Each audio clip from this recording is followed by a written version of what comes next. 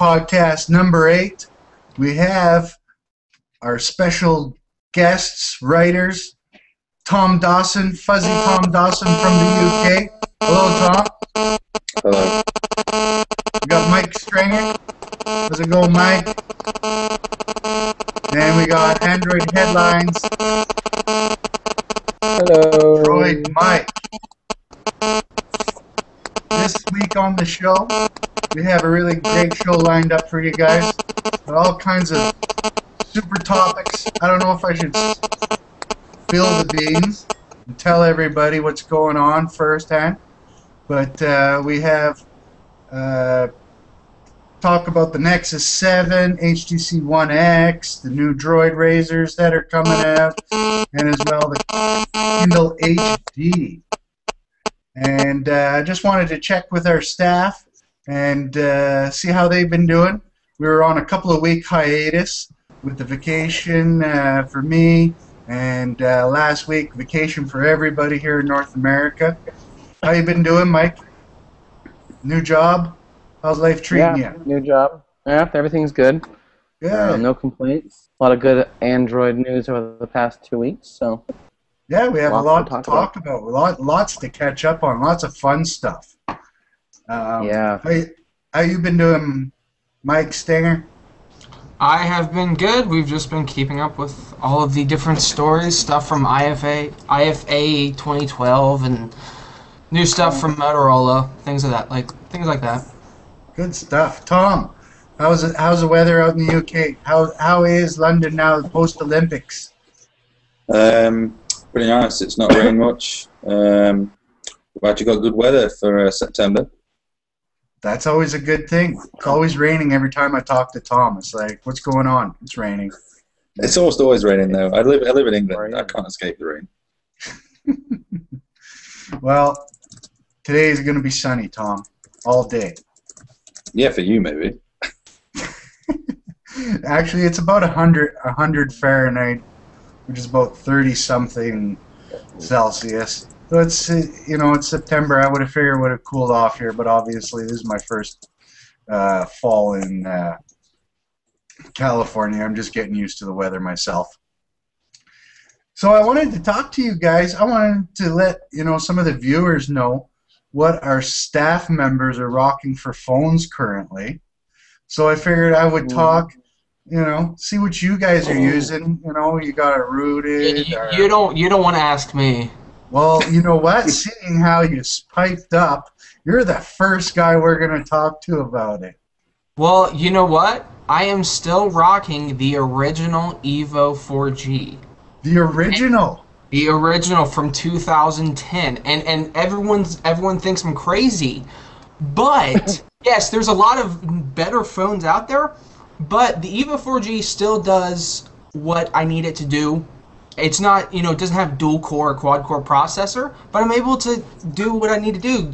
Check Twitter, post to Facebook, look at Google Plus, and all that stuff.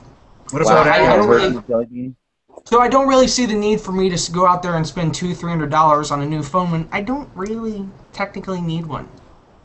So I guess you haven't been gaming the latest Tegra 3 games, have you? No, I'm not really a gamer, so yeah. Well, I had the Nexus 1 up until just before Christmas, and that thing it was about time to bury it. I had to choose when I would install my apps. It would be like, okay, if I'm going to install this app, I got to remove this app. It was like a trade-off because of the lack of storage. Yeah. That was one of the biggest issues. It still ran fairly fine until I got it wet, but the problem for me was the storage, and then I went up to the Nexus S. But anyways, back to you. It's all about you now, Mike. So how are you finding the storage though on it? The storage is fun because I don't install a ton of apps. Like really, the main apps I use are, let's see, Facebook, Gmail, Flipboard, Feedly, Twitter, which is Twitter client, the Google Plus app, Firefox, and YouTube app, and a few other things. I don't really use a ton of different apps. I tend to just do a lot of like social networking and stuff on my phone, and a little little bit of web surfing and things like that. But that's Have you about it. ever Is rooted Twika it? still lightweight? Go ahead, Mike. What were you saying, Droid Mike? I was asking if Twika is still a lightweight Twitter client. Yeah, it's nice. It's my favorite for Android, and it's free. Yeah. There's no ads. Now, Yeah, now, have you got a ROM rolling on there? Yes, I'm running Evervolve. Evervolve. It's the one that's on there right now is Android 4.0 Ice Cream Sandwich. They are working on. They do have some, like really like developer releases with 4.1 Jelly Bean, but they're a little messy right now. So I kind of stay away from those. What's Mr. Tom? What are you rocking these days, Mr. Tom? What are you using? I've got my HTC One X, the Tegra 3 European version. It's really nice phone. I upgraded from the Nexus S, and I'm really happy with it. And to be fair, it was the best out of the bad bunch on my Carrier O2. It was that, or the Xperia S, the HTC One S, or the Galaxy S3, but they only had it in white, and I really don't want a white phone. So the color made you just That's couldn't do racist. white. Dude, never mind the power, the latest, greatest technology, the color. Well, that and the fact that I do firmly believe that no matter what color the One X comes in, it is a far better looking phone than the Galaxy S3. But I've had an HTC phone before. I started out on the Desire, which is similar to your Nexus One. So I know that it's good build quality, apart from the fact my Wi-Fi is now broken. Wi-Fi is broken. That's a bad On your sign. ROM? And that's not a normal thing. No. This is a common HTC fault on the One X, that the Wi-Fi antenna doesn't work very well. But O2 are sending me a replacement phone that will be here Wednesday, so I'm not that bothered. But it's pretty annoying. Now, are you getting a replacement phone, like an iPhone or something stupid they sending you? Or are you getting an X1? Because this happened. One of my friends, his Galaxy S3, he had to send it back, and the carrier sent him an iPhone, and he was just totally disgusted with this That's carrier. funny. That's kind of funny. No. What happens is someone will turn up at my door. They'll take my phone off of me, and then they'll give me a brand new One X unit. You know, it was a funny story the other day about the One X. I was out having Chinese food, and I'm playing with my phone, and I guess I'm going to spoil it a little bit for the story, but I was playing with my Galaxy Note, and the Oriental lady waitress comes over, and she's like, wow, that's a big phone. And she's like about probably 50, 60 years old, and she just grabs the phone out of my hands, and she starts playing with it and everything like that. And I was like, oh, wow, she knows what she's doing. And, and she's playing around with the menu, and I was kind of like, holy crap, what the hell? She's pretty smart. And I said, that's a Samsung Galaxy Note and an Android phone. And she's like, I know. I have an HTC X1. And I was like, because this was like probably a 55-year-old Oriental lady, and spoke a little bit of broken English. I didn't think was up to date on, the latest technology. And here she's rocking an X1. And she is a book so and Judge doing pretty good. She says though she doesn't game on it. Yeah, I can see a woman like that playing like some gory like sword fighting game. Dead Trigger, Mike. Yeah, Dead Trigger or let's see, what's the other one that was the sword fighting game? I'm trying to think of now. Anyway, yeah, Blood and Glory. Droid Mike, what are you using these days? I've still got the Nexus S 4G, which with the Jelly Bean update that's been running out to everyone has been pretty good lately. Nice. So how are you running a ROM on there? You're running it stock? Oh, of course. No, ROM. Yeah, no, the Jelly Bean leak or ROM that's official from Sprint has only just come out this past week, I think. So, I've been running a ROM probably for a month and a half. That just gave me Jelly Bean. It's just Which ROM I've run a variety of different ROMs. Right now I'm running something called Codename Android. It's actually really cool because you can put your phone in hybrid mode. So you can run it like a tablet, or you can run it like just a phone, and then you can run it in both modes. So it can. Right now, if you look at my home screen, it's in phone mode. But if I press the settings button and go into the menu, that's in tablet mode. It's really kind of cool. Nice. Now definitely the Nexus S, the Jelly Bean, it did wonders for the phone, and It really did. It's like a whole new phone. And it still runs fairly smooth considering how old the phone is. Yeah. It feels like a dual-core phone, even though it's very much so not. It's got a very similar processor to the Galaxy S1, and now we're on the Galaxy S3, so it's kind of ironic to be running that phone still and have it being running well. Well, as to no one's surprise, if they've heard me many a times, I'm still using my Galaxy Note, and I'm pretty happy with it. I mean, I haven't felt the need to upgrade as of yet. It's still running ICS, even though I'm in full Jelly Bean look. And you know what? I don't know if I'm gonna go with the Galaxy Note 2, but I won't let on too much about that, because we're gonna talk about that coming up real shortly. So thanks you guys for sharing us what phones you guys are rocking. Any plans maybe in the future to upgrade? Anybody got any upgrades coming? Mike?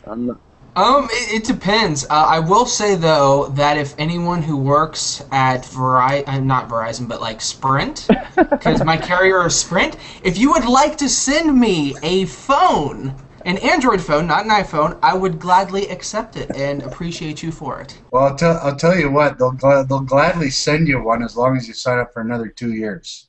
Right. Yeah, or send them money. Yeah, exactly. So let's get on to our first topic of the day today. There's a rumor going out that says that we are going to see the Nexus 7 3G coming within the next month. Now, it was a little surprising for me when I first read that. I didn't think that this was going to be something that we were going to see. Obviously, I don't know if they're going to be rocking this through carriers, or it's just going to be a 3G version available through the Google Store. It probably would make sense. And what are you thinking, Mike?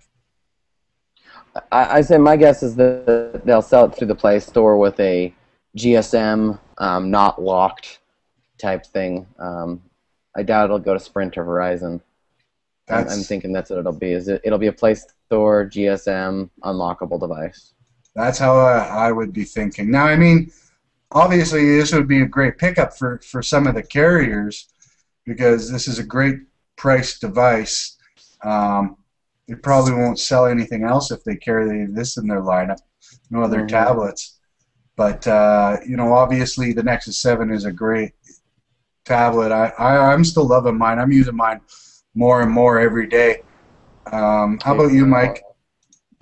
Yeah, but 3G was so 2010. It's all 4G LTE now, blazing fast speed. Time out. Let me tell you why they're doing that. I thought about it the other day. The PlayStation Vita, not a PlayStation podcast. What's but I'm still going to talk about it a little bit. No one actually knows. Sounds like it's the Pocket. It's the I don't know why they did it that way, but anyway, it's a gaming console handheld from Sony, but they have a package where you can buy the 3G Vita. That's probably doing worse than the regular Vita, but you can still buy it. And the point of it being 3G is that so you can receive small data packets and on the go and things like that, and send small data packets on the go. And so a few of the features will work. And I was thinking about it, and that's probably the exact reason they're doing it for the Nexus S 4G. Because I don't think on the go anyone's going to be doing any multiplayer hardcore gaming, any major web browsing. et cetera, et cetera, et cetera. If they are, they're going to sit down at Starbucks. They're going to sit down at the library or wherever people go to get Wi-Fi, and then play. But while you're out on the street, you really don't need a hugely fast connection, I don't feel. I could be wrong, but that's how I would use it. And since that's the only reason I would use it, I don't think I'll be getting one. And I'm kind of confused why other people would as well. But I know there's people out there that want it. Well, I would have to What say are your thoughts? my opinion would be cost-wise, that they didn't go with an LTE chip in there. That's another problem. And also the Tegra 3 didn't have probably the Tegra 3 Plus chip. It's going to be a little more expensive as well to throw in there. That may have, so it had LTE compatibility.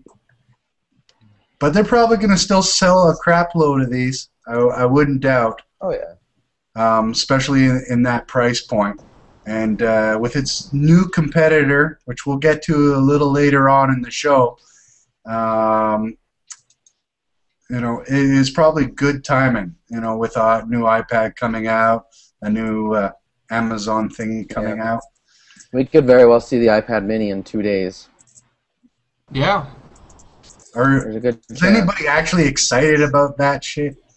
I'm sorry. The I iPhone always- fanboys don't know that they're excited yet. I mean, I always typically follow like the live blogs and the Apple events just because I like to keep up with that stuff. But am I excited about it? Not necessarily. Yeah. I posted on our maybe Google Plus excited page was the other the day. wrong word. Of course, we'll all be watching to see if they've come up with anything new magical, or they've decided to reinvent something and give it a new name and make it the best thing since sliced bread. So it should be an interesting week. One other thing I wasn't really going to throw in here, but seeing how we just stumbled upon this topic, is how Samsung and HTC sound like they got their lawyers all ready for the launch of the new LTE iPhone 5. And just waiting to sick their lawyers on them. You excited about that possibility, Tom? I think. Well, the thing is that Apple are the biggest newcomer to the mobile market. They don't have any patents that relate to 3G technology or anything like that, and they definitely don't have anything that relates to 4G. So all these people have been out there with 4G for a long time. They're just sitting there waiting for Apple to make their move. They've got all the pieces. I mean, LG and Samsung probably own pretty much well over the majority of patents required to have working LTE. So unless they're going to pay these people a boatload of money, whatever LTE solution that Apple come up with is going to infringe massively. And there's no other way because it's already been done before. But do you think, Tom, that these are going to end up being ruled as FRAND patents?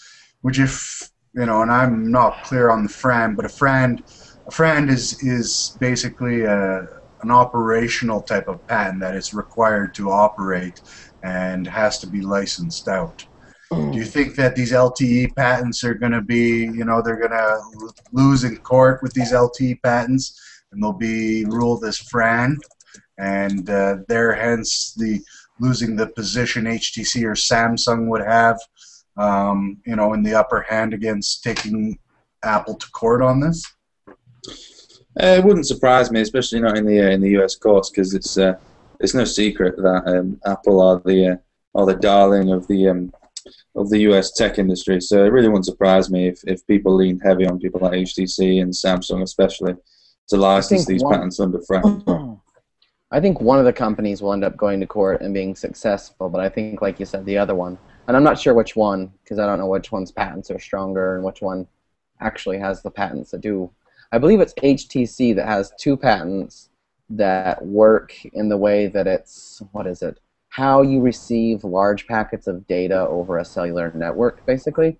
And so Samsung has another one that has, I don't know, I think it's the way the radio works or something. I kind of wonder if HTC will actually succeed in going forward. There's been 2, maybe 3 judges that have said that if HTC does go to court, it'll stand on its own, and they may even win because the patents are valid. Yeah, that's what they Whereas were I haven't talking heard a last week. whole lot about the Samsung side. Well, I'm sure the Samsung is more about getting even, or maybe taking down some of that billion-dollar debt that they're gonna owe them, which we didn't touch on last time because we were off. But I just wanted to throw another little PC, and we're all here in the little lawsuit stuff, and we won't get too sidetracked on that. But was it yesterday? Something like Samsung's looking at like a $6 billion mobile phone quarter.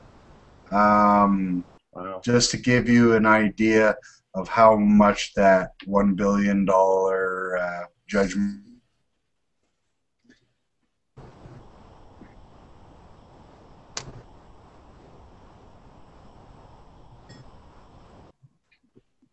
What? Sorry, it looks like I blacked out a little bit. But yeah, they're going to have a $6 billion quarter. They're going to have their strongest year. They're looking at $15 billion is what the rumored numbers were. Wow. And that just goes to show what kind of money they're making in the mobile industry and how this is really going to affect them. Probably not much. Probably a write-off for them. Probably something they need to do. Hey, I mean, anybody loses, $1 billion, that's going to hurt somebody. But in the grand scheme of things, if you take a look at their total overall, it's not going to hurt as bad. And these doomsday scenarios that everyone was talking about, it's just not going to happen.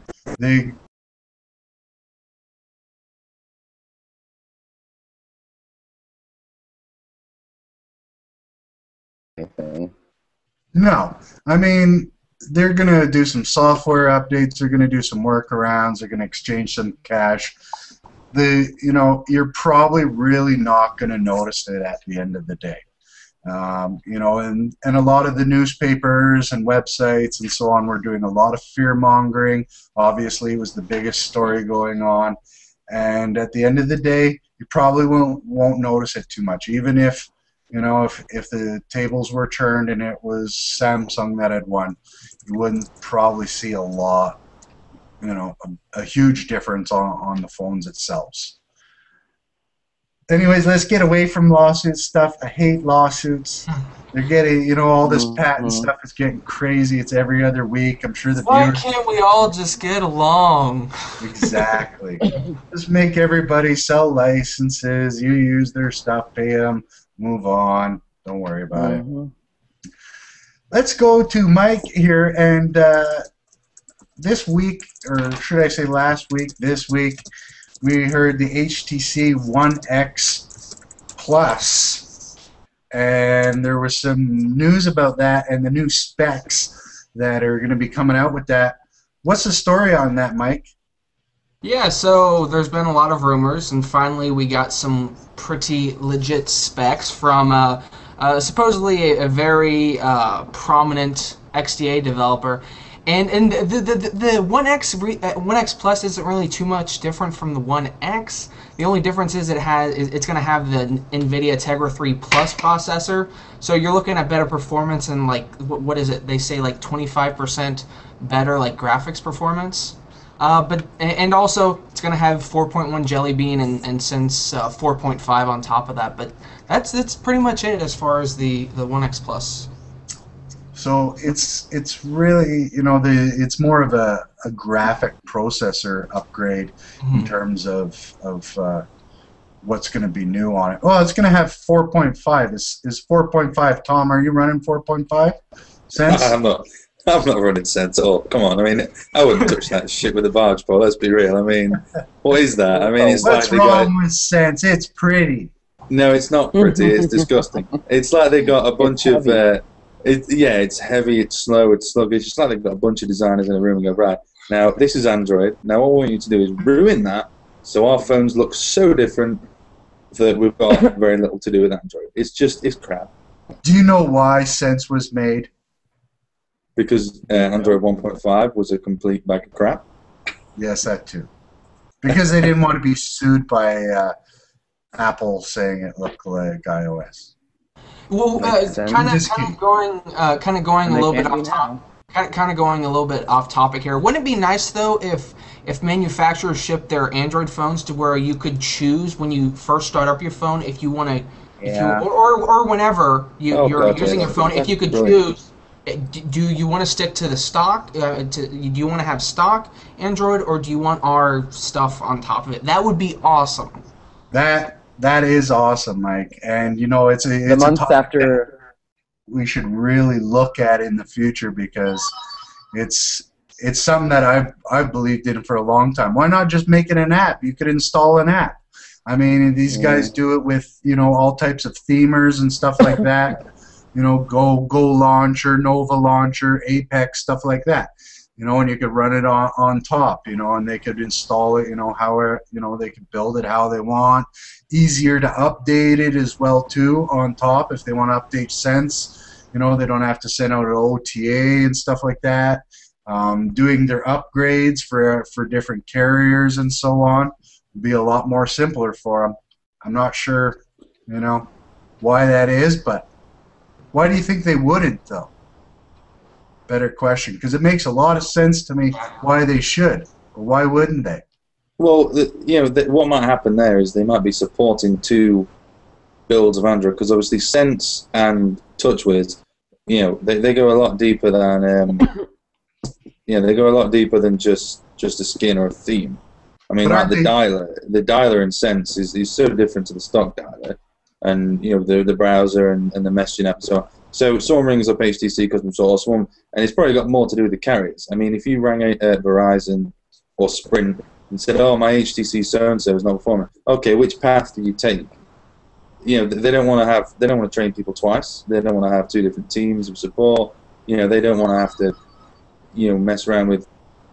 I think it's more to the fact that they don't want to invest in Android because I think they kind of think, well, Google are going to do that with the Nexus, and you know, the budget That's a good manufacturers let them get on with it because you know no one wants to train people twice. I mean, you'd ring Verizon, oh, my Droid Incredible 4G is doing this. Okay, sir, did you choose path A or path B? And then, you know, it all gets a bit messy. But aren't they already having this problem with the different versions of Android already?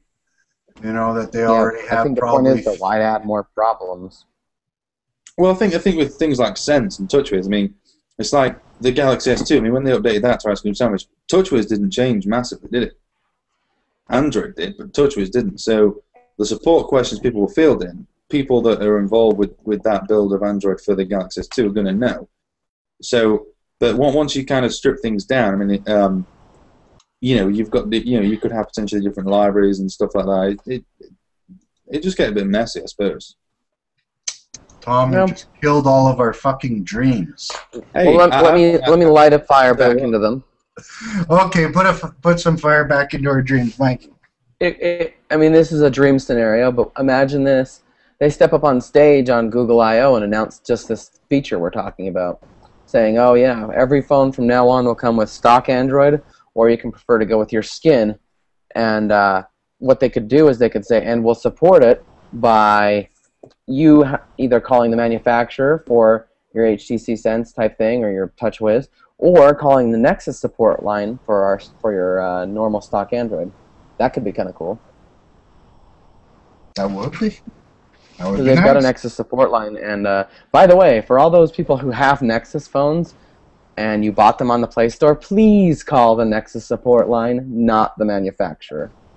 You will have much less hassle. I've had this question asked time and time and time again on Google Plus, and or brought up. And every time I mention the Nexus support line, the people now message me back like 3 days later, and they're so happy I talked about it. Well, I think what's happened is not a lot of people know that the Nexus support line is out there. Yeah. So just call the Google Play Store, complain directly to Google. Who else could you better complain to if you got an issue, right? Yep. It's only if you bought it on the Play Store, though. They won't. If you bought it from, you know, whatever store or website, they won't support you. But if you bought it off the Play Store, you're good to go.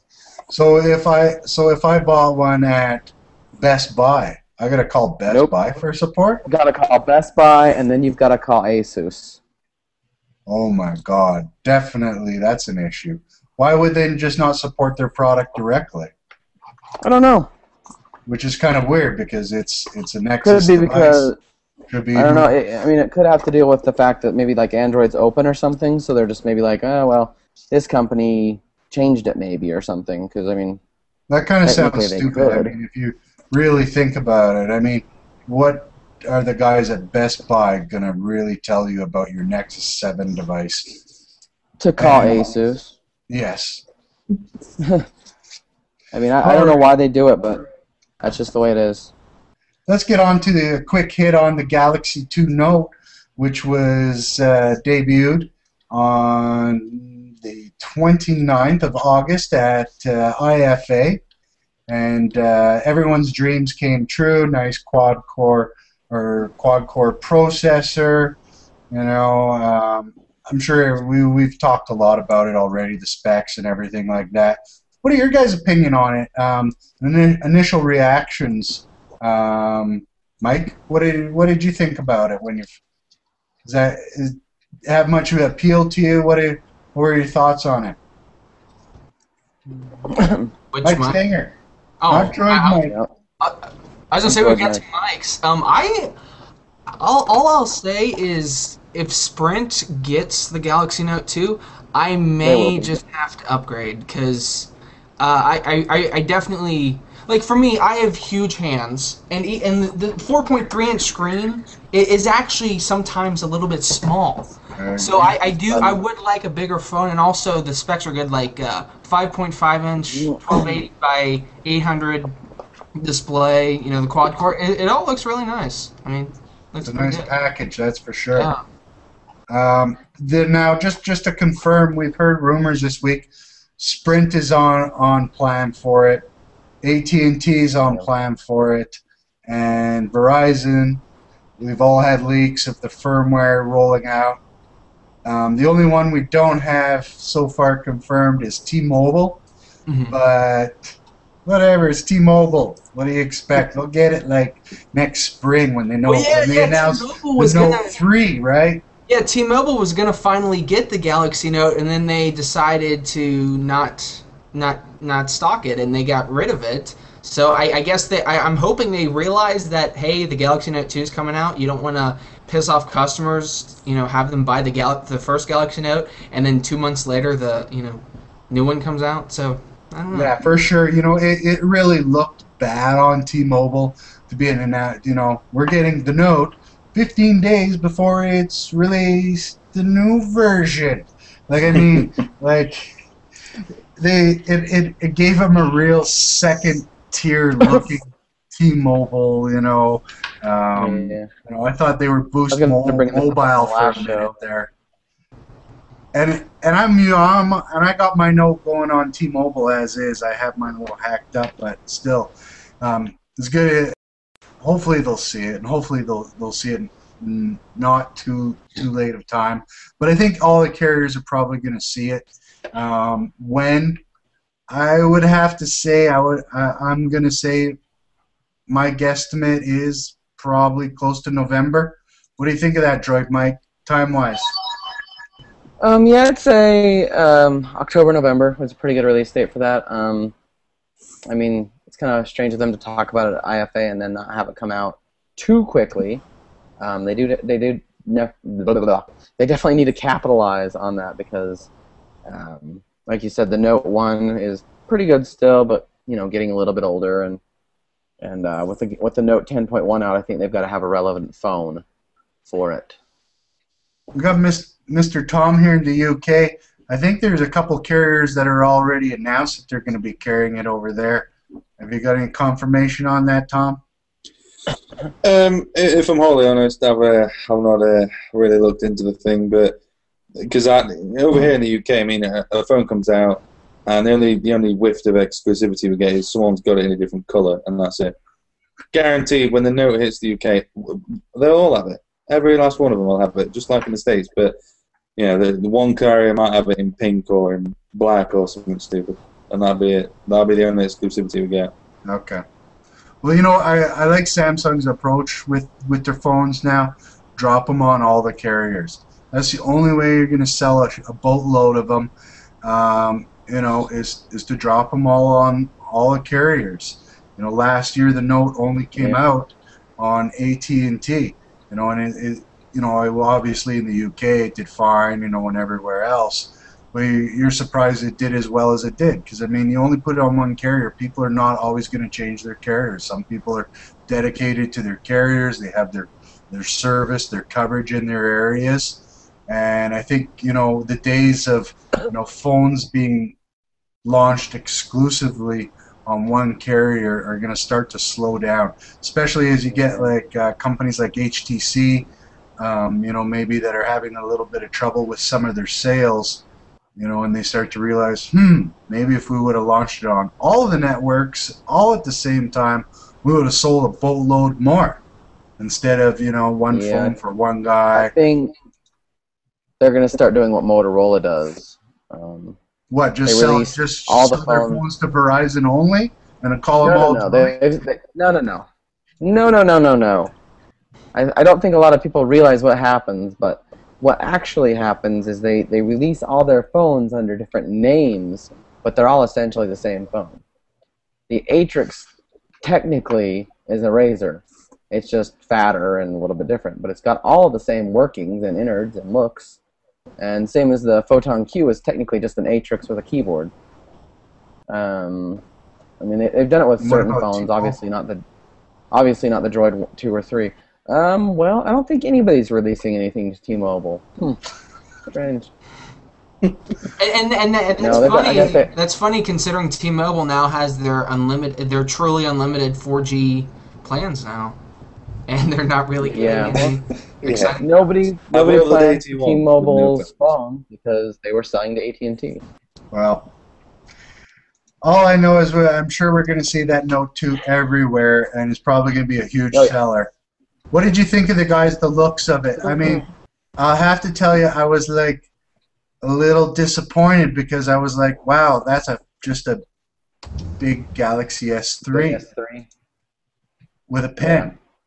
Is that? Nothing wrong with the Galaxy S3. Just sometimes I like a little different look to it. The pen doesn't go inside it anymore either, does it? The pen does go inside of it. Oh, does it? Okay. The Galaxy Note 2, it's got enough for 10 pens.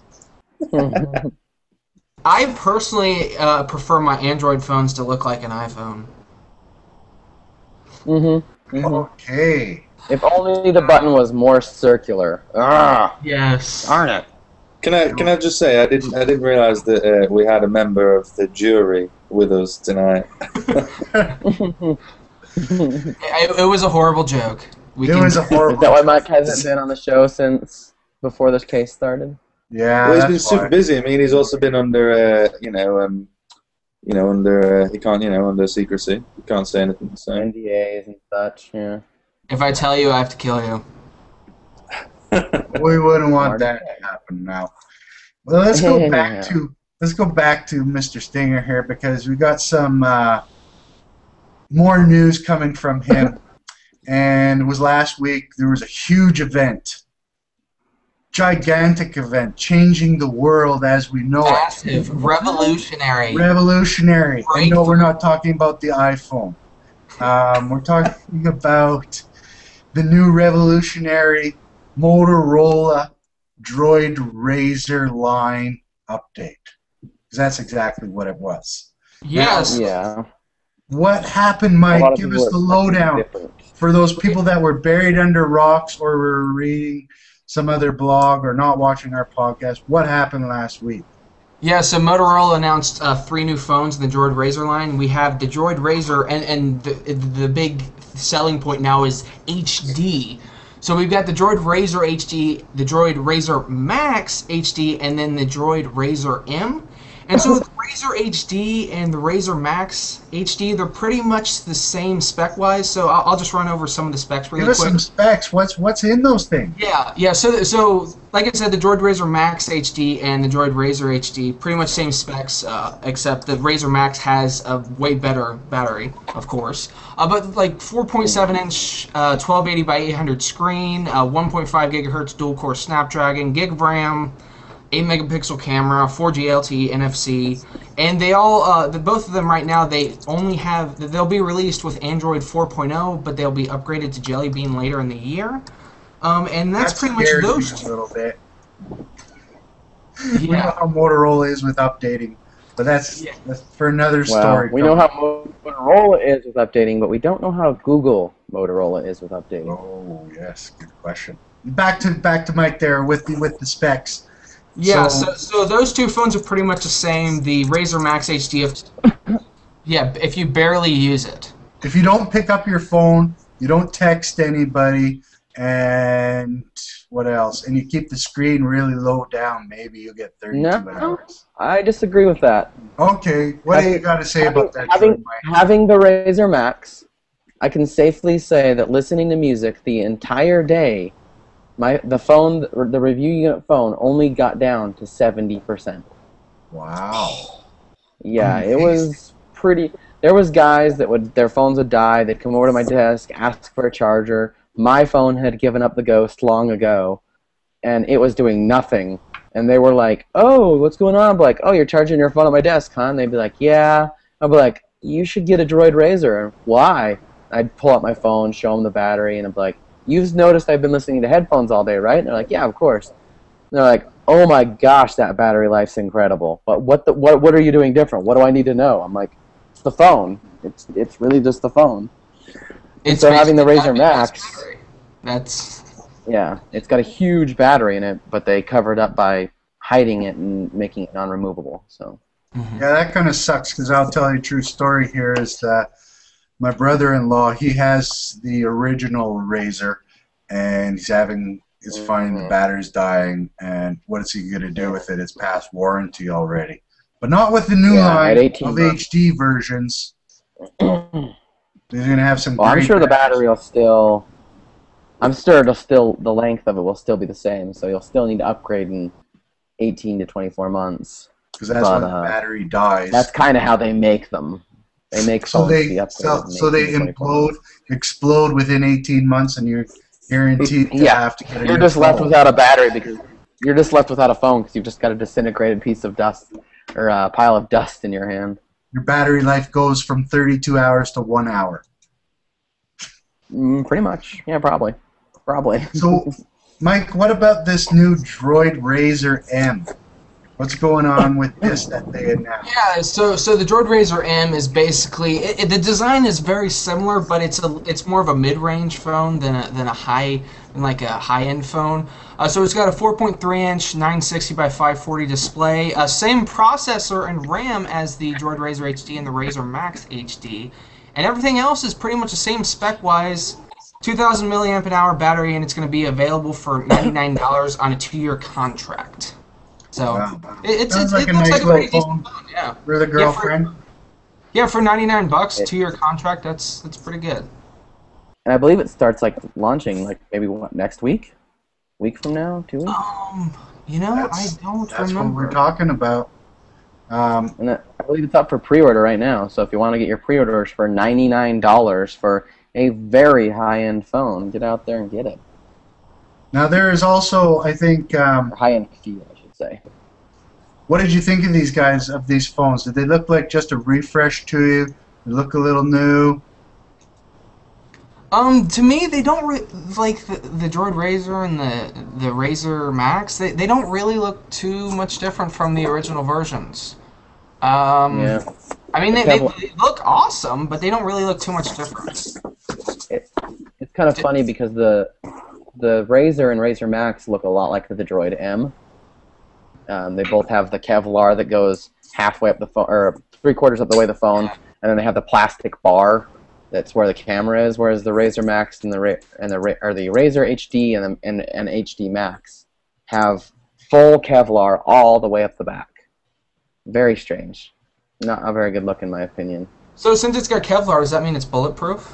Yes.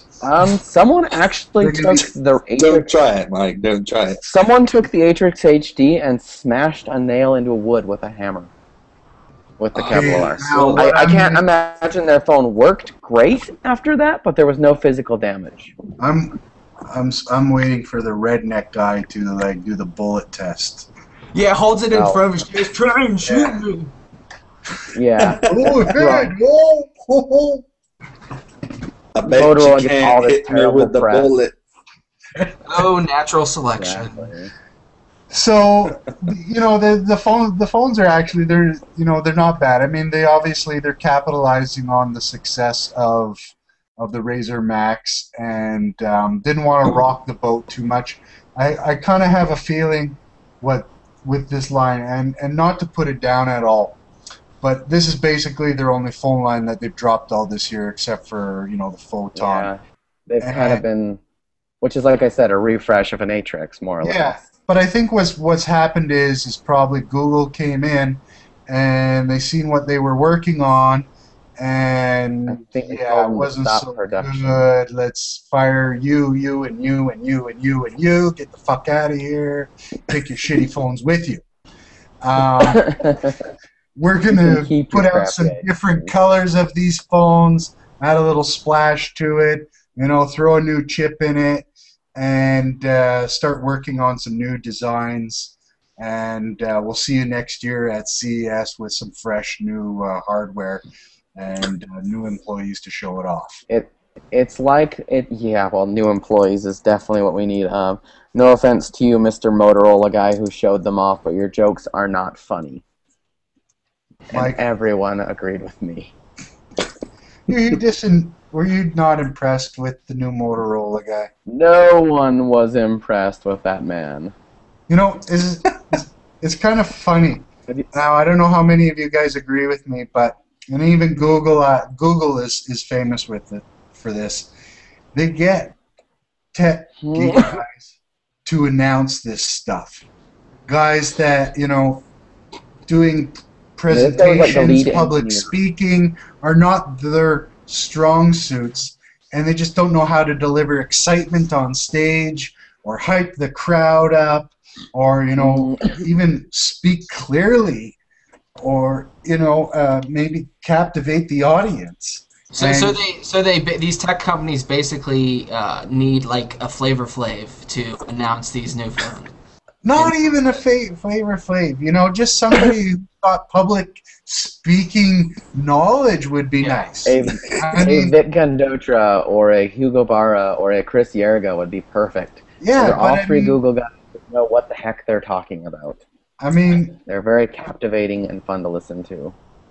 it's great for us geeky guys listen to the details and stuff because that's where we're focused on. But these guys are trying to put on a show, trying to get the audience interested and everything like that. People are missing the jokes, can barely hear them. Samsung, I think it was their Galaxy S2. They used a professional speaker, and I think he was the best speaker ever of any conference I've ever heard. And I can't understand why they would go back with them. And when they do these phone launches, they got rock shows with these 700-foot screens and fancy video and editing and everything like that. And then you got some guy out there. Yes, if you look at the phone and you see how it moves, we changed it really Well, easily. Let me touch on that, and I hope Motorola is listening too. Don't start another show with a 30-minute rock concert That where was the band horrible. is trying to play, and the band is trying to. It felt to me like they were a 10-year-old, a band that you hire for a 10-year-old's birthday. They They kept were on a like boy band, a trying boy to get the band audience into it, make and it was Who the like- fuck are these guys? I would. they were like a Beach Boy band though, like somebody that plays on the streets. That Motorola was like, oh, come off the California boardwalk for a while and come inside and just play this show and try to get our guys interested. All of the live streams I read were like, what the hell's going on? What's going on? No, we're not singing with you. No, stop. No, don't ask me to come on stage. No, don't come into the audience. No, please stop. Please stop. Please stop. 30 minutes this went on. It was horrible. I mean, I was couldn't running believe late it. that. I was running late that day, and it's like I get on the live stream, and there's this boy band on there, and I'm like, did I miss the show? What's going on? Is it already over? You know, who the hell are these guys? And they just wouldn't stop. It was really odd. It was. So, I Tom, guess, did you catch that event? No. no. I don't, you know, look, I live in the UK, and Motorola, until now, it would seem, Motorola have denied our existence as a mobile market. I challenge you to buy a Motorola phone that's any good here in the United Kingdom, because you'll really struggle.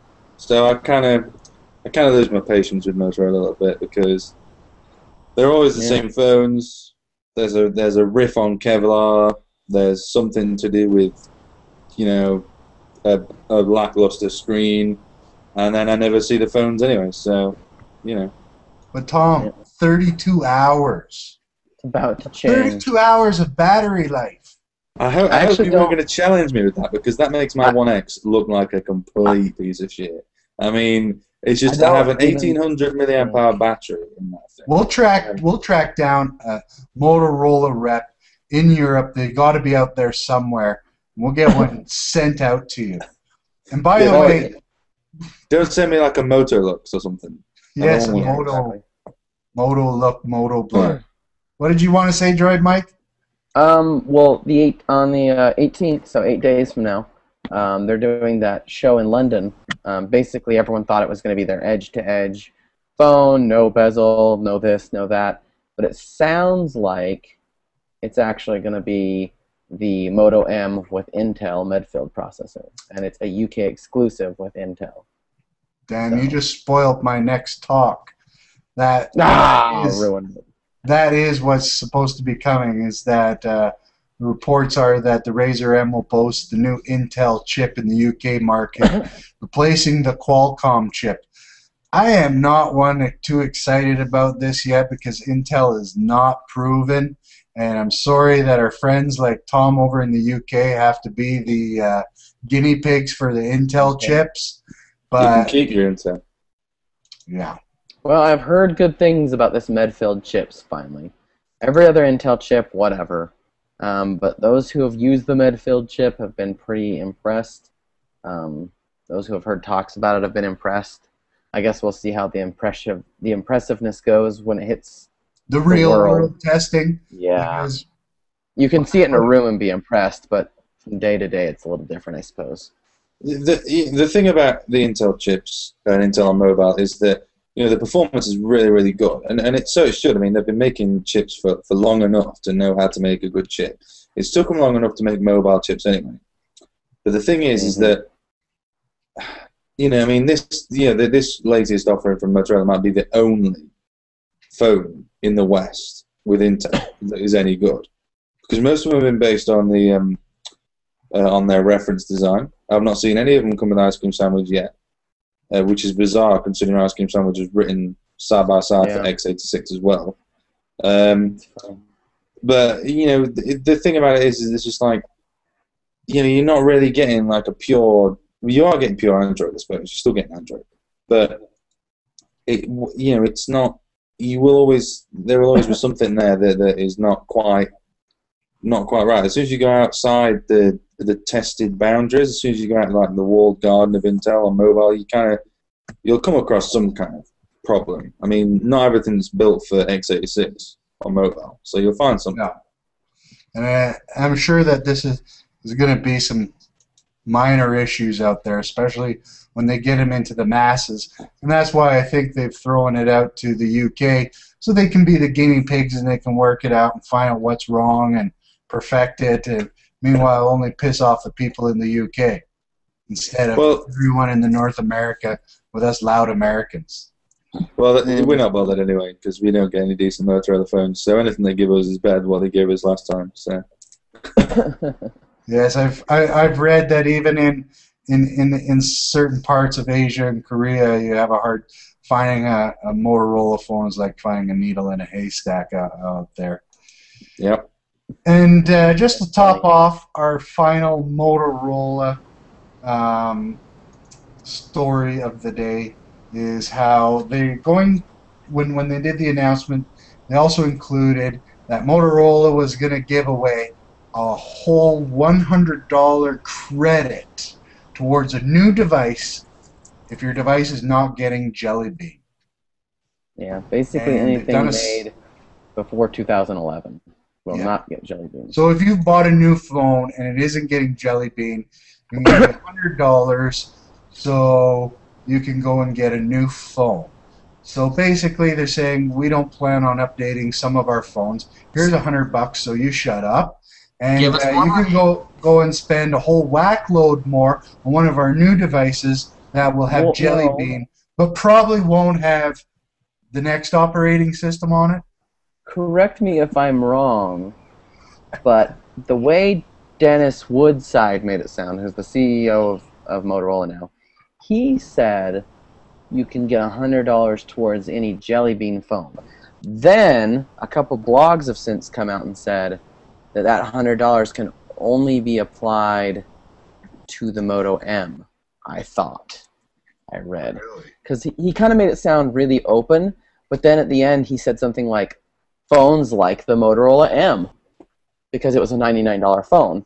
So I kind of think either they're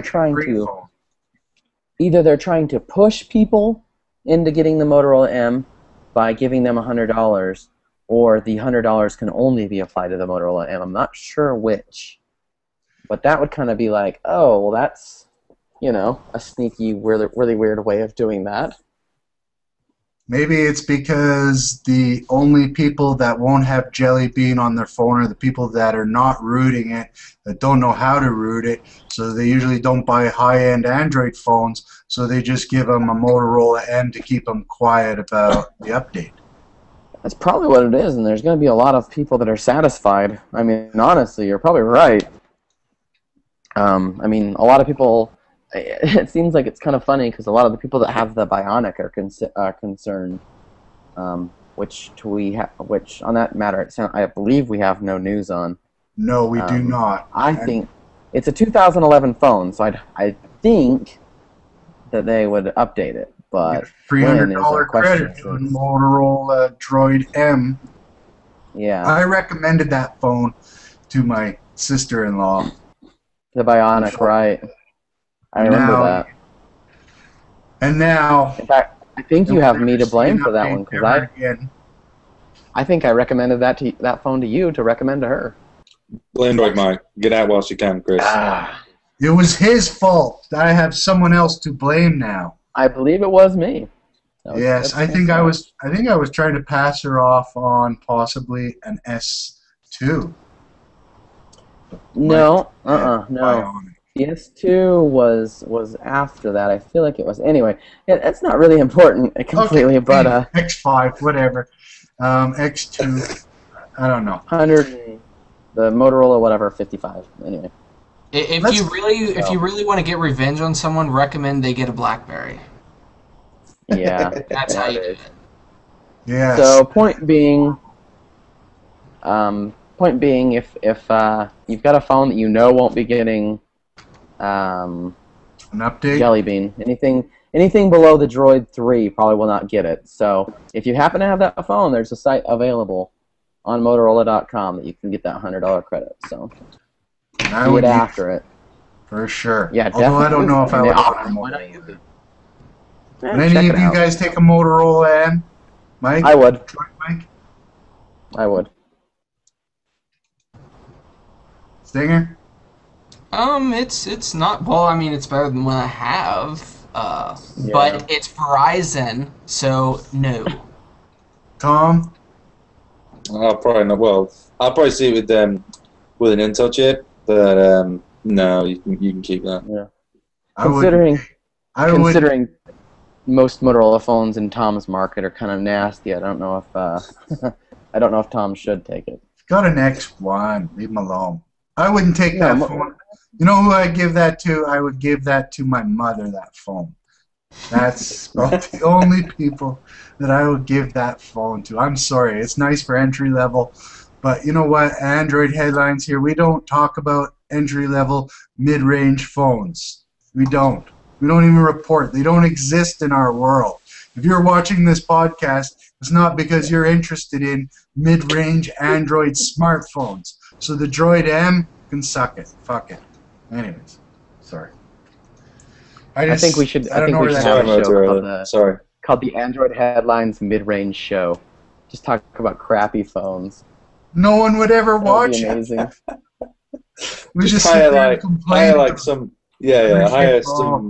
hire some down and out to sit in the corner with a Motorola Razr M lighting his face with a bottle of beer. I've took it too far. Exactly. This is a perfect segue. Now, speaking of down and out, we're going to go on to our next topic and talk about the new Amazon Kindle Fire HD line of tablets. Now, Tom, you are covering the entire event, and you are the man for that show. Give us the lowdown. What happened last week with Amazon and their tablets? Okay, so what happened is a man called Jeff stood up on Jeff? stage. Jeff Bezos, and he Called sold Jeff. he sold Android to people that don't know what Android is, that won't know what Android is, and won't care what Android is, because he sold them the new range of Kindle Fire tablets, which actually don't look half bad. They've there's new screens in them with high resolution. They're all fancy pants IPS displays, stereo speakers, super fast dual band Wi-Fi N, which is going to be really good if you're streaming HD movies, because quite often, when you stream, what it's like when you're streaming HD movies, Wi-Fi is not fantastic. So having the extra dual band is nice, and I think the Kindle Fire tablets are the first tablets to come with true dual band Wi-Fi, and there's also the new 8.9-inch models that you can have in either 16 gigabytes, and then you can have 32 gigabytes with 4G LTE on AT&T's network, which gets you 250 megabytes of data service, along with 250 megabytes of data service. Amazing. Well, yeah, there is that. That's not great. But then again, that's why you get 32 gigabytes of storage. But there is a yearly fee, I think, but there's no contract with that. Like, you don't have to pay for your measly 250 meg every month. I think it's just a yearly fee. But both the 8.9-inch versions come with a super high res screen, which I think is 1920 by 1200, which for 8.9 inches is it's pretty nice. And they both all of them have the TI OMAP 4470, I think. So there's supposed to be some pretty powerful tablets running a bastardized version of Android. Nice way to slip that in there, Tom. We'll get to that after. But what are we looking at for price-wise on these things? What are we looking at first with the 7-inch 16 gigabyte? What's that going to set somebody back? That's $199 for the 16 gig, I think. Sorry? Let me check. I don't live in the States. It's $199. I was just you're right. testing. You're right. What does that got to do living in the States? You report on the stuff from the States. You don't even report on the shit from the UK. So don't even give me that. I don't Look, live if I can't buy it, I'm not interested. So you're not interested in 99% of the devices that you talk about? No, I'm just kidding. No, I'm trying to back my way out of a hole. I've rehearsed everything. I've done all my research on everything other than price. So what are we looking at for yeah. the 8.9 16 gigabyte now?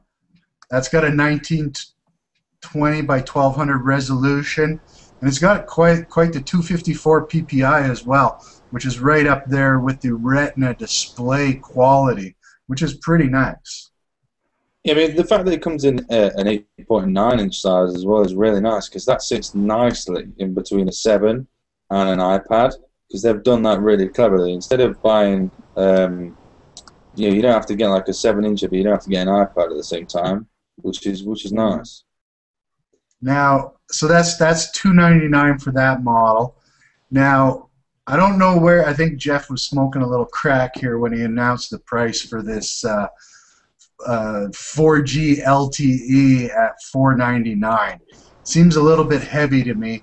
Anyone else want to comment? Do you think that's the right price for that? No. No. Okay, Yeah, I Mike. was- All right, Mike. Why? I was I was just gonna say. Oh, Mike, go ahead. no. I was just gonna say I was kind of surprised because I was following a live blog of it, and $299 for that one for the just the 8.9 inch without it, and then the 4G LTE is $200 more. I thought it went from like $199, $299 to then $399 for the 4G version. So I think a lot of other people were expecting that too, not $200 more just for 4G. You get that 250 megabytes of cellular data a month. Yes, for $50 a year, 250 megabytes Yes, yeah. each month, 4G LTE. I mean, come on. It just doesn't add up. It doesn't. I mean, you're getting $50 a month for 250 megabytes of data. Really? That's like. It's basically, if you didn't want to use it all up, you could only basically do just basic web browsing. All you could do is download a freaking email at that. Yeah, you can't really do too Yeah, much. yeah, one email a day. For $50 a month, you can check your email. Enjoy this Download- entertainment tablet. Download one ROM onto it, and then So after yeah, that you so won't. I guess it must be the TI 4G LTE chip that must be running at the additional $199 for them to put it in there. That's what it is. That's one expensive Yeah, chip really. to throw in there. Yeah, At really. $499. However, they probably won't be selling very many of those, and to the people that do buy it, probably don't really pay attention to what the hell they're buying anyways. Yeah. That's the only way I I've can only see read someone's buying it. I've Anyone only read else? one post where the guy. I've only read one post where the fellow said that he would rather buy this over the Nexus 7, but he claimed to be an Amazon fanboy, which I didn't know existed. There's Amazon fanboys, yes. I was Kindle confused. Kindle lover. Sorry, sir, if you follow the Android I Headlines wonder. blog, but I wonder if he's got a Prime membership. he Hey, does. he's Yeah, he got- mentioned that It's got two or three everything- available. Prime is pretty good. It is. Yeah, to be fair, Prime's a good service, but and you never know. Maybe it'll make it worth it for him because maybe Prime members will get something we don't know about, like I don't know, void of this $250 thing. Oh, and did we mention today or yesterday? I think it was like last night.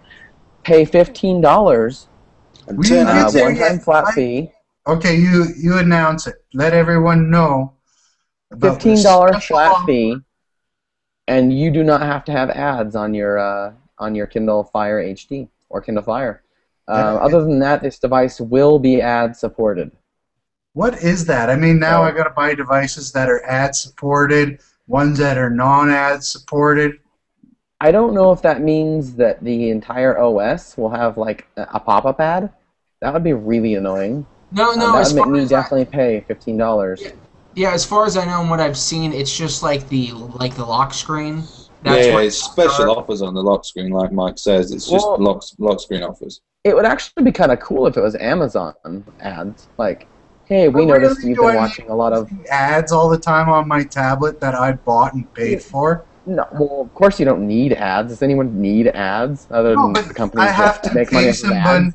I have to pay somebody to take ads off of my device that I purchased from you. Yeah, exactly. That is Look, kind of annoying. It's a little pushing the limit. You shouldn't be complaining because in a few years you're going to be paying someone to put ads on your device. So That's true. If only I could have the ads. yeah, I got to have more ads with this tablet. If they truly were Amazon only ads, it might be worth it. Especially if they saw what you've been doing lately. Like, not to the point where you've been spying completely, but if they use the Amazon things you've already been buying and watching to suggest more Amazon things to you, that'd kind of be nice. Well, I don't know why But it if wouldn't be anything other than Amazon stuff because I don't know why they would like I don't know why they would advertise like stuff from Google, through AdSense and stuff like that. Well, I'm sure Yeah. they'll be promoting their third-party marketplace stuff and sponsored advertisements and stuff like that. Yeah. I mean, it's I don't know, and then they giving forcing people to pay to opt out of it is just it's a real dirty type of thing, and let's before I go where I wanted to go with this conversation, let's look at the positives of these tablets here. They have a great processor in them. There's nothing to be shamed about with it. The TI OMAP 44070 is supposed to outperform the Tegra 3, which is in the Nexus 7, so that's nice. The IPS displays has really PPIs of some of them they're talking up to 315. We're talking about Retina display, very crystal clear, and the prices are very decent.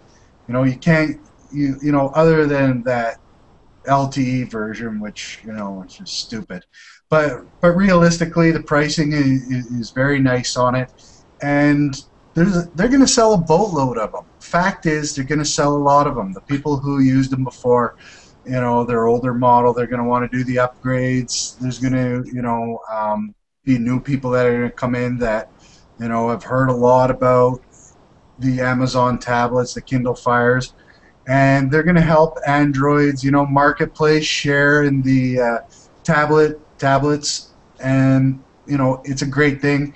Anyone who's using Android. There's some negative stuff that we'll cover, but overall they're going to sell a boatload of these, and it's very nice. They're nice-looking tablets.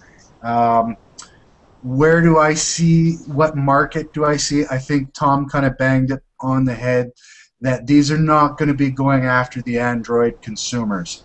There's probably a very small percentage of Android fanboys, users, hardcore users that are going to say, I want a Kindle Fire because of the whole package. These are going to be the soccer moms, the artist at home who likes to read, books and type of stuff like that. The casual, surfing type dad wanting to check maybe some sports scores or something like that. This is not for, I would say, the hardcore Android user. Anybody disagree with me on that fact at all? Not that I want to lambaste you, but No. yeah, I mean, a lot of these people, I see a lot of kids out. I go to a store and the parents have the Kindle babysitting the 3-year-old child, and that's what they are in my mind. Are they great tablets? Yes. Now the bad kind of where I wanted to cover is there's a few things that kind of annoy me. The ads thing was one of them. The other thing was, they've also as well gone with, is it Nokia Maps that they've gone on to? Yeah. Instead of using the Google search. Maps. Bing search. And they're using the Bing search. Now, they as well also have their forked version of Android on there. Now, for people who've never played with one, what it is basically a complete UI smothering and locking down the tablet, kind of eliminating the look and the feel of any type of Android in there. They've created this almost ecosystem that is Amazon over top of the Android user interface, and they don't even use the Android market. What's Android on it anymore? It's it's basically it's like a Linux that's just running in behind, and it's an Amazon complete tablet. They don't even use the market to download. They have their own market. They have their own way of doing things on it. And it's kind of like, here, this is an Android tablet, but you really isn't an Android tablet, and you're not really going to notice a lot about it being Android. Mhm. But there is some Android in there, we swear. Yeah, And- I mean, Amazon. It's Amazon. almost like they might as well not. Amazon actually is really smart because they realize that the money's not in the hardware; it's in the software, the whole ecosystem. And especially after the Nexus 7 came out, it pretty much made it where no manufacturer can really necessarily make money from the hardware anymore, because 7-inch tablet with those specs for $199, there's really not much money to be made. So if you're an Amazon user, you buy a lot of stuff from there. You buy a lot of books. The Kindle Fire HD will be great because the whole ecosystem is tied into there, and that's how Amazon is going to make all their money, is from people buying stuff for the tablet, buying books and whatever. Yep. I don't think anyone disagrees with you. I mean, obviously, that's a model that they started last year, and even Google, they're accused of copying Amazon's style, that it's more about the content and getting it out there into people's hands. But do you think it's almost like a slap in the face to use the Android but totally cover it up? What do you think, Tom? No, it's a complete backhand to the face. It's a proper full swing, and it's annoying to see that they won't even acknowledge the fact. Like, if you go and have a look at the the listings on Amazon for these tablets, you won't find anywhere listing that says Android. It just completely ignores all of this. And yeah, that's fine. I mean, that's the double-edged sword of open source. You can't open source something and then turn around and say, don't use that, don't use that. But I mean, I think you should really give credit where credit's due. But that's just me, I suppose. But also, I don't know why Amazon had to go this route and completely obfuscate Android altogether. Do you think that Amazon's planning their own OS down the road? Do you think that or it's that they can shift it down the road and say, you're not really going to notice it. You notice it's missing because you didn't see it, right? Oh, for sure. I mean, they could fork it any minute. They could fork it, take the code. They could put Bata, BlackBerry, whatever they wanted, or their own on there. Yeah, they could fork it easily. I mean, but they don't have any reason to fork it, but they could. But I mean, no, they're not got any reason to fork it, because obviously what they've done to Android makes it so unrecognizable and yet so up to date and fresh, because obviously they're kind of piggybacking on the code. But they've got no reason to fork. I mean, I think they're probably halfway to forking anyway. But no, they don't need to make their own OS. I think they're happy with just riding on the coattails of the AOSP. Well, the same sister-in-law that I recommended the Bionic to, she was looking for a tablet, and she wanted something cheap, and everyone was charging stupid prices for their 7-inch tablets, and I told her, get, a Kindle Fire. So she's using the Kindle Fire, but, they email me, message me, how come we can't get the Android Market on here? How come we can't put this app on it? And it's like, it's not really Android. Yeah. It is, but it isn't. And it is. You should have bought a Nexus 7, waited for the Nexus 7 maybe. Or you should have spent more money. No, I'm in trouble. I'd actually quite like to get an 8.9-inch Fire and then put stock Android on it, because root it. It's like everyone. That's the only way you can make it. Hack it like so many ways, because 8.9 inches is a really, really nice size. I mean, I like a tablet that's just not as big as a 10.1 inch, but I've done the 7-inch thing, and without 3G or 4G, I don't really see the point. I beg to differ with that area. I love my Nexus 7, and I know Mike does. The irony, as well. The irony is that if you're gonna buy one of these Kindle Fires just to root it, it's kind of like buy a Nexus 7. There's no other point, other than maybe the storage is bigger. He wants the 8.9. I want the 8.9 full HD. Wait, that's just beautiful. Wait. You'll be able to buy a 10-inch or an 8.9 by Christmas. Exactly my thought. There'll be the Nexus 8.9 and Nexus 10.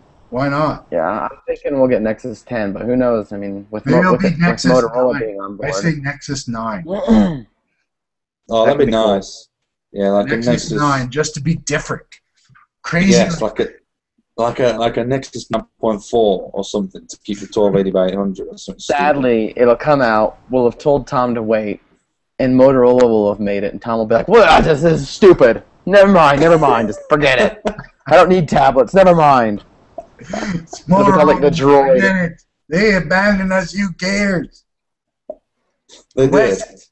They did. It'll They come did. like it'll be like the Droid Nexus 9. It'll have a Intel chip and less memory for some reason. The screen will still be pen tile. QHD. Yeah, With pen tile QHD.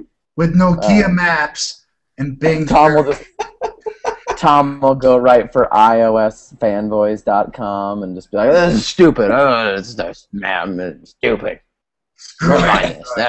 This is Android. Stupid." All right. Motorola ruined Android for me. All right, guys. I think we've killed the Amazon topic. Anyone want to throw in the last poke at them, or do we think we pretty well lost them as any potential sponsor? I'm not too worried about that. Yeah, not too worried. I don't think They we should have worry a lot about of losing us as a sponsor. Kindle Reader fans. We won't be selling that on our website because we don't want to be associated with that type of mid-grade product. Don't forget to check out kindleheadlines.org. Yeah, KindleHeadlines.com for all your latest Kindle news update. All right, Start a let's get on to fire the... with Kindle headline. Yes. Droid Mike will be in charge of that. Well, what? Oh, yeah, that website, yeah. Okay, now it's Droid Mike time. He's going to talk about his favorite topic. Oh, yeah, by the way, Kindle, Mike is getting a KindleHeadlines.com. Motorola tattoo next week, just so you all know. And he's so embarrassed. Look at his face. So embarrassed. Look how red his cheeks are. He's decided he's leaving this podcast. He's took off. He's no longer with us. Oh, he's returning now. He was so embarrassed. You're So back? it's not even my internet connection that's doing that. The Hangout just doesn't want to do its thing. So We're on Google Plus. They're having some technical difficulties. the Hangout just doesn't want to do its thing. Okay, I Droid don't Mike know. time. Anyway, so you were Pull out saying that I was going to talk Motorola, about buddy. this. What do we got here? Tell the fans and the readers. The Motorola Photon Q. It's a Sprint. Basically, I was kind of mentioning it before. It's a Sprint Atrix, more or less, or a Sprint Razor, if you want to go that way. As you can Let's go see, it's that a way. little bit. It's quite a bit bigger than the We get a Razor. close up on that, Mike. Not really close, but yeah, sort of. I don't know how Beautiful. close that looks. Just It's nice. I mean, that's with the keyboard out. So and you can see it's got a backlit keyboard. Something I wish I would have had on the Droid 1 more often. And as for the Droid 2, 3, and 4, I could care less because they weren't this nice, and they weren't as nice as the Droid 1. It's actually quite a nice device. My only downfall for it is that I live in a market that has not yet got 4G, which is basically all of them. Which is basically all of the USA because yeah, we only have everything 14 markets. Everything but Texas. So, if you live in Texas, What operating this phone system is awesome. is it running, Mike? It's 4.0, not 4.1 yet, but since this was released in 2012, one of the few phones that was released in 2012 from Motorola, this should be getting Jelly Bean. It's got every potential of getting Jelly Bean. Unlike Don't the hold your Atrix, breath. yeah. I couldn't do it. Unlike the Atrix HD, this is a higher quality phone. It does have all the features that you would see in a Droid Razor or a Razor Max, except for battery life. But that's partially due to the branding and such like that.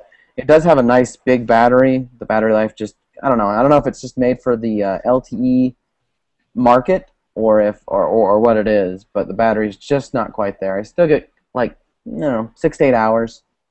It's pretty nice. It's I rated, like it. It's a 1785 milliamp battery, which is rated Exactly. for Exactly. 7.5 hours, which is nothing like that 32 hours that they got in the Droid Max. No, nothing like that. 32 hours. I must say though, this is it's quite nice. I mean, it's got one of my favorite things. If you read my reviews, you know that the dedicated camera button is one thing that I enjoy, and there it is right there. Beautiful. It's just nice to have a dedicated camera button. It does take really amazing pictures. I'm actually using one of them as my background right now, and it looks very similar to what you'd see as the HD backgrounds you get. I went outside after it rained and took a picture, and every once in a while I have to remember that I actually took this photo because it looks that nice. Well, it's got a nice 256 ppi pixel density, which is pretty good. It's actually it's got the newer screen on it. It's got a weird resolution at a 540 by 960 though. Yeah, I mean that's the Motorola standard for now. That's for some reason they've been stuck on that one and they love it. It's QHD, but at the same time it's got a newer technology. I believe it's got a better screen on it than Pentile, so that's kind of nice. It's got a similar technology to the Nexus 7, I believe. It's the TFT screen or something along those lines. Is it an IPS? Not IPS, but it's still the similar screen technology, TFT, I believe it is. So it's nice and it looks good, and it's got good viewing angles. You can see what's going on the phone if you hit it from different angles. Color touch boost technology. Color touch, yes.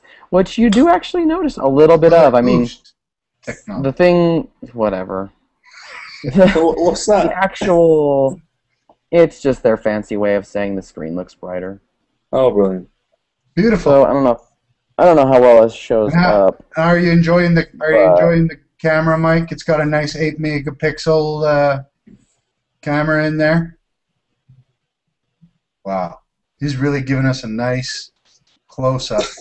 I mean, I know I look like shit, but I mean, at least I'm consistent. Okay, he's coming back here. Yeah. Thanks for coming back. I get a turn to talk. He's on Verizon. I get my own turn to talk, and I don't get to. So keeps dropping. What was the question? The question is, how are you liking the camera? 8 megapixel camera. How are the let's just really say like the picture? The camera's not a lie. There's a lot of cameras that you'll get, and it'll say 8 megapixels, and you'll look at the thing, and it's not much better than what's on my Nexus S, which is a 5 megapixel, and so you're calling Motorola liars, or it's a true one? No, this one's actually legit. This camera is actually legitimate. It feels like an 8 nothing but the camera. truth. Today, on this camera, yeah. Okay. I don't know if we can say that about a couple years ago, but I feel really confident with this device. At the Motorola event, he did come out and say this is the new Motorola, and I really feel like they're going to make that promise happen. You're still talking about that event the other day. Well, this is a phone from, just before the event happened, so, How are you liking it, though, overall, Mike? As an overall device, it's solid feeling, except the two halves kind of feel like they're both really solid, other than the connection point. At the connection point, they feel a little loose. I don't know if I would personally want to own this phone, because I'd be a little concerned with that. How about the processing power? It's got just a dual core in there, right? 1.5. Yeah, well, you say just dual core, but what are you going to do with a quad core device in 2012? What are you going to do with a quad core device in 2012? What are you going to do? I'm going to run benchmarks. Okay, exactly. So in 2012, with an unoptimized, or quad core is not yet optimized, dual core just got optimized. It's fine. It runs well. What did you guys say, Tom? No, if you optimize something for multi-threaded, then it will take advantage of all threads. not just Yeah, but two still threads. not. I just feel like it's still not quite. I don't know. It just doesn't. I don't know. So would you trade You your get dual core. quad-core You- Asus tablet in for a dual-core then? Maybe. I'll tell you what. I mean, I feel I'll tell you like what, I feel what like we need to do, I feel like Mike. no. I feel like no on this instance, only because it was made with Google and Asus to make it a better experience. But you know, I don't know. I feel like quad core is a trap to make people buy more devices that they think are more powerful. No. Have you noticed the difference? Because between the Yeah. phones that I use, like I said, my Nexus S does not feel a whole lot different until I start gaming, but I don't game that often. Mike, No, how I'll many give you that. I'll quad-core give you that. phones do we actually have in North America? Well, I just mean between the tablet and the, How and many? the phone. I mean, zero? Yes. There's You've never there's used an a easy way. quad-core phone yet. Zero. There's no. Well, there's a quad-core tablet, though, I've used like 2 quad-core tablets. And there is a big It's a different difference comparison, between I quad-core know, because of the tablet. RAM and the screen size and the battery.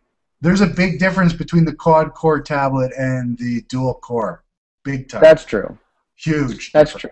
But let's just say this: between higher-end single-core phones and somewhat higher-end dual-core phones, unless you're gaming, I don't notice a huge difference. But you haven't used a quad-core yet, so your opinion doesn't matter. No, single-core to dual-core. Okay. Come on. No, Oh, I don't know there's an about easy that. way to. Really There's an easy way high-end to- single-core. Yeah, come on. Okay. There's an easy way you can settle the argument is if you get a Tegra 3 device, find an application that will control how many cores you have on, turn 2 of them off, and then see how well it performs when you've got it compared to how you've got 4 on. The difference is ridiculous. I suppose you're right. I suppose. I don't know.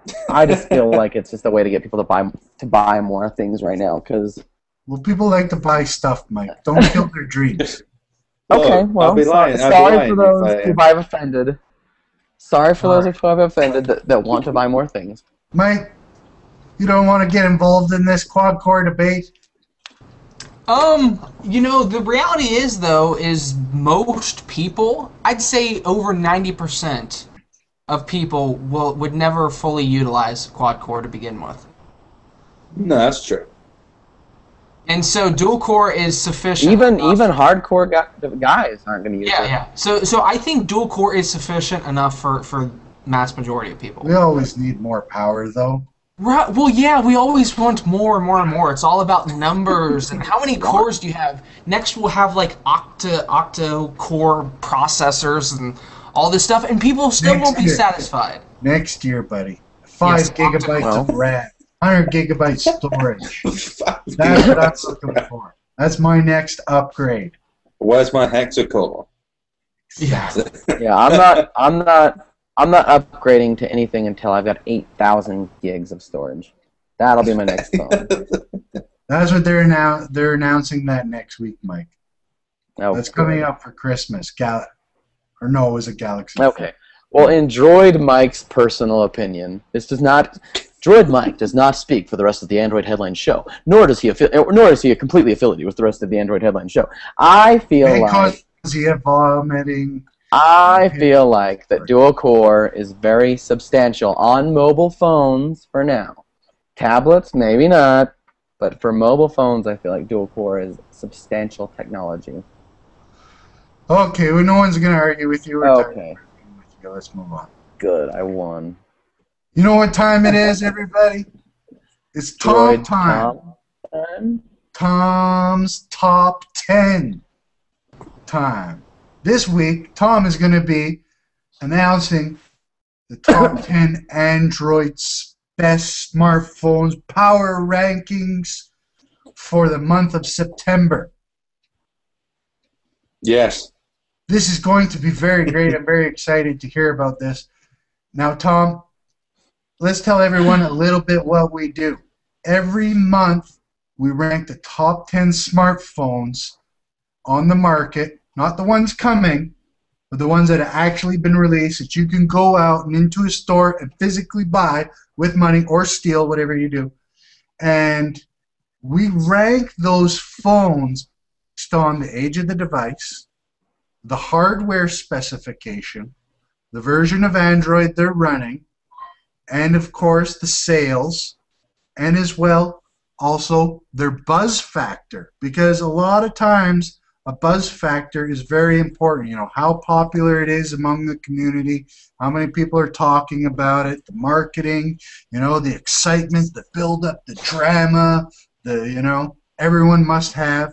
So we put all of those and put them into a big melting pot, and we come out with our top 10 Android phones power rankings, which gives you the most accurate update on the internet of the top 10 Android phones that you'll be able to find anywhere. And Tom from the UK is in charge of that, and he's going to let us know now what his special top 10 phones are for this month. Take it over, Tom. Yeah, well, I think it's important to note about the whole, like Chris says, we do it on a number of factors. We've got to get the balance right, because obviously, you know, big Android fans are going to make out the Galaxy Nexus is the best phone in the world all the time, which, you know, it's a capable phone, but, you know, it's getting on a little bit, and obviously, you know, when other phones are coming in and they're going to be up and coming in development and, you know, on the forums and so on and so forth. So keeping a nice balance between things is how we keep the list accurate and fresh. Very fresh. So, drum roll for number 10, Tom. What's our number 10 phone? it's the Samsung Galaxy S2, Chris. I'm glad you asked. Awesome. That phone has been around for quite a while, but still one of the better phones out there. And I must say, well, I mean, it's got a very good development following behind it. I mean, you can there's builds of AOKP. You can get builds of 10 for it. So I mean, if you're still kicking around with a Galaxy S2, I mean, the battery's not what it once was, but it's a capable device, and we'll see. Maybe they bought it yesterday. What'd you say, Mike? Droid Mike? I said, well, you never know. Maybe they bought it yesterday. Exactly. Maybe the battery's still kicking. Oh no! Well, I meant in size. It's only a 1650 mAh, so yeah, that doesn't compare to the 32-hour battery that's coming up. Is that what we're gonna say from now on? Is that gonna be our new thing? That is now the benchmark. You can't get a better battery than that until someone beats it. But no, it's just sleep last night. Oh, 8 hours. That's cool. I slept 32. I've got as much sleep as a phone battery. That's right. Dear, how long did you go for a run yesterday? Oh, about 45 minutes. 32 hours. I ran as long as my phone battery. I don't think that analogy is quite applicable to everything. It will be. Moving on, we've got the HTC One S at number 9, which is I probably I mean, the screen on the One S isn't fantastic. It's only QHD, but other than that, it's. That's a Motorola number 1. Oh dear.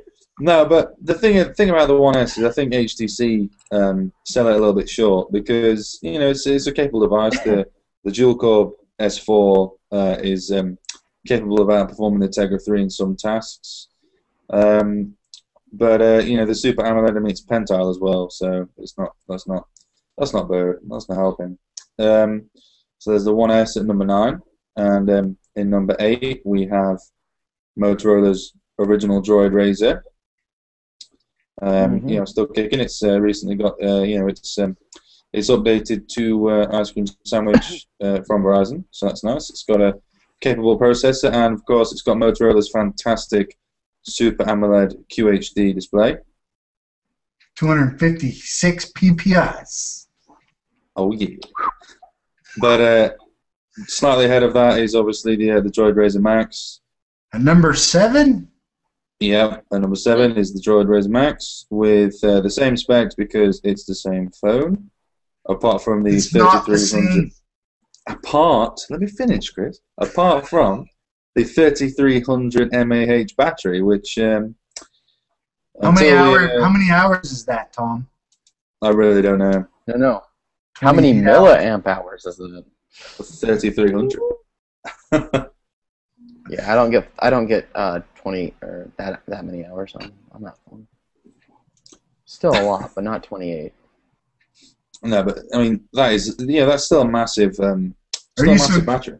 You guys kind of surprised that the Razr Max still sits at number 7, considering it was dropped last fall? Wow, really? Yeah. Well, I'm not too technically, surprised. it was announced last fall. It didn't come out till January, really. But It was the most sold phone on Verizon for. you know why, months Mike? ago. 'Cause they have 32 different colors. Yeah, it's true. You can choose from purple or burgundy, To maybe some mauve, chocolate brown, to shit brown, to Taupe. puke maybe some orange. taupe, Yes. khaki gray. No, these colors are not legitimate, and they do not. No. I would They love do it not if someone speak for actually rang Verizon. up. Yeah, someone rang up Verizon. I would like a Droid Razr Max in khaki grey, please. Please. Don't worry, it's coming out next month. Next Yeah. month. Call back next don't month. have that We'll yet, reserve we it have- for you. We're We doing have the one dummy last in production run of the original Droid Razr series, and this will include 8 different colours. What do we got at number 6? Yeah, I what's can't number 6? remember Let's get away What's from number 6? Number 6, So Chris, is something very close to your heart. It's the giant mammoth Samsung Galaxy Note. Oh. Yeah, because people like big phones, and if you're on AT&T, you can still buy it, and if you're on anywhere else, you're out of luck. Too bad. Yeah, basically. And if you're T-Mobile, then unlucky. No, it's still a capable phone. It's got a brilliant, massive display with a nice, 1280 by 800 resolution. You get 4G on AT&T's network, and if you want a massive phone to cover your entire face when you're on the phone, fantastic. And there he is. Look, modeling his great big mammoth phone. What are you compensating for, Chris? I mean. Hey, you know what they say? Guys with big hands need big phones.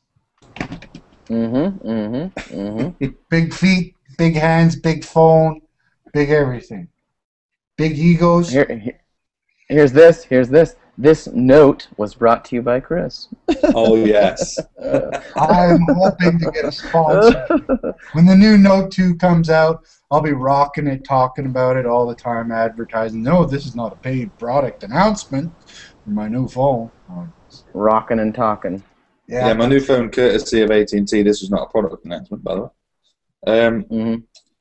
way. Number 5, we have HTC's Evo 4G LTE. Okay. On the nation's best 4G network.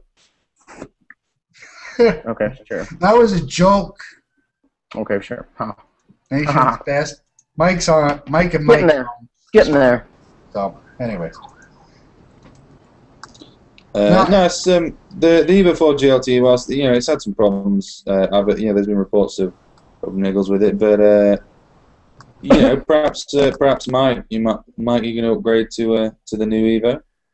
It did get Sense 4.1, not Android 4.1, but Sense 4.1. What about Sense 4.5? It's not quite there.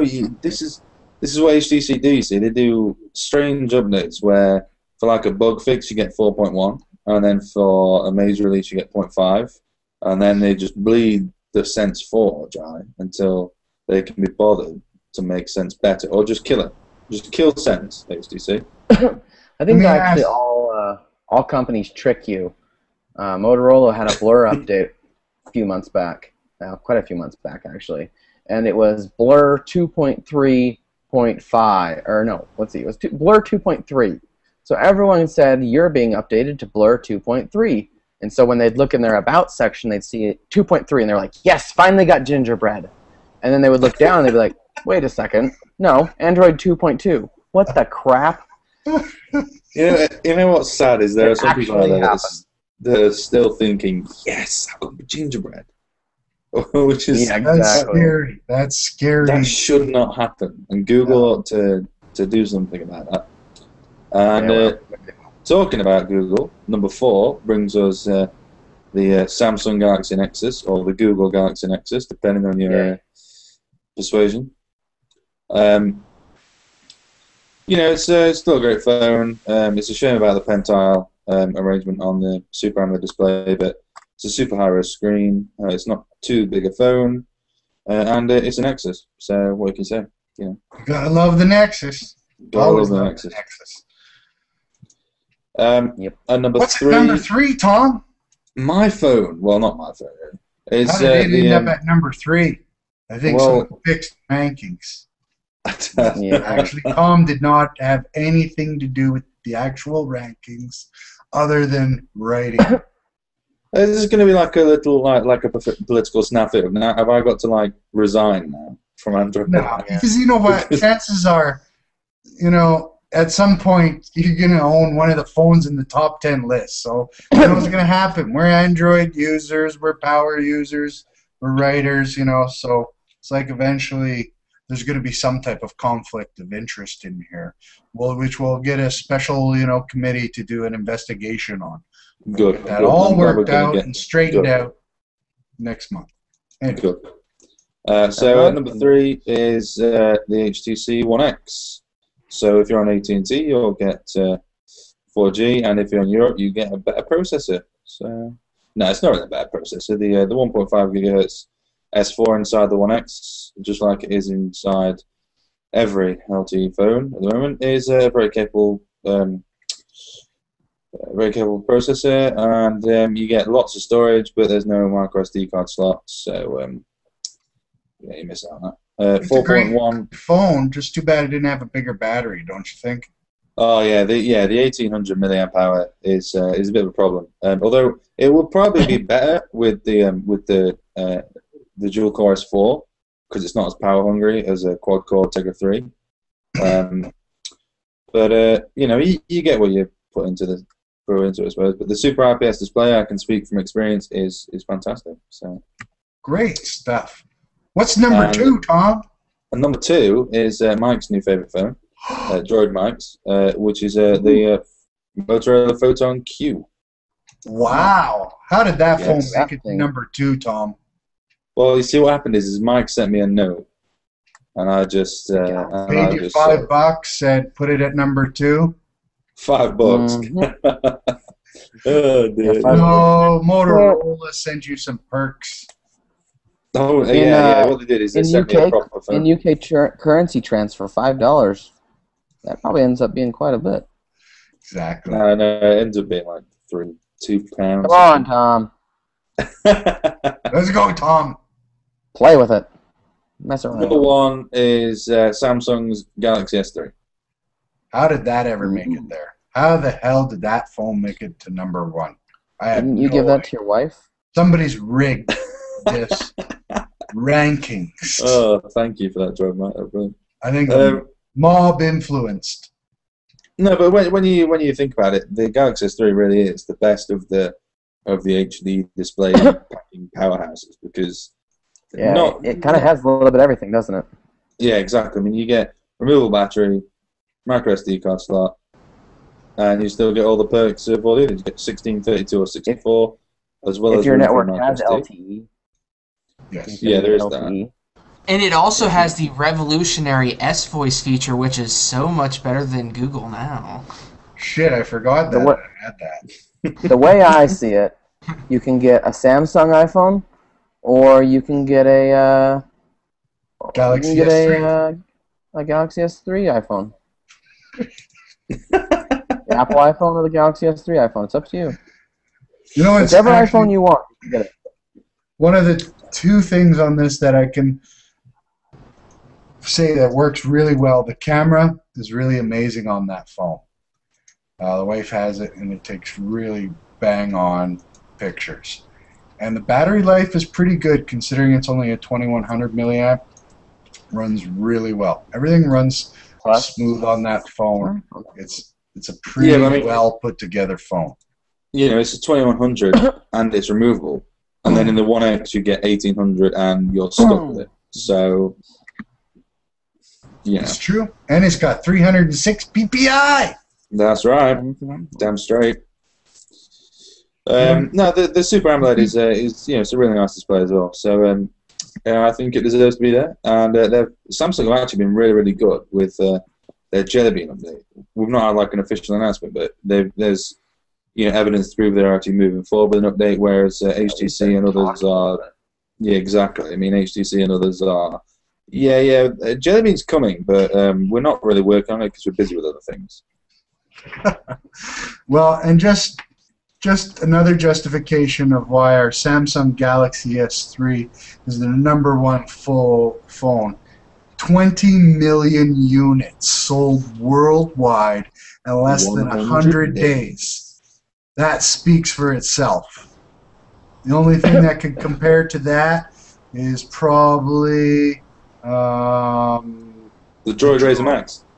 The Droid Razr Max. No, the Droid, the OG Droid. No. You can't go wrong with that phone. Thanks, Tom, for the top 10 official smartphone rankings. We do put a lot of thought and effort into our rankings, and these are the official rankings based on many different variables. Every month they're going to change based on what phones drop into the market. Phones are going to change in positioning as well too, as they get used, as people find bugs, or they find out that this phone works better than the other one, or if it's got 32 hours of battery life. So anyways, stay tuned. Next week we'll be bringing you a new rankings on not the phones, but on games. Yay. No, actually, next week's applications. Top 10 applications for September. And I'd like to thank you guys for joining me this week. Droid Mike. Whoa, are we wrapping? Oh, no. Breaking news. Oh, breaking news. What's just dropped? Breaking news. Okay. Motorola Droid Razr M wallpapers now available for download. Boom. No way. What are you guys? Yep, just dropped. I'm gonna have to go and download those as soon as I can. I can't. I think we're gonna lose a ton of viewers just so they could go. So there's this really cool one of Post-it notes. Oh my gosh, guys, you gotta get these. Oh whoa! Just dropped. Mike, are you making fun of how busy of a week or day it's been? No. For news. But this just dropped. Big deal. Breaking news. Exclusive. You've heard it here. This is probably the first show to talk about it, so you heard it here first.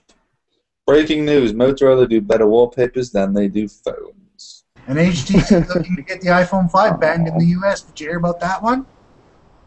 Breaking news. Breaking news. Only here on Android Headlines. Wallpapers. Podcast show number 8. We did it. We broke it. All right, guys.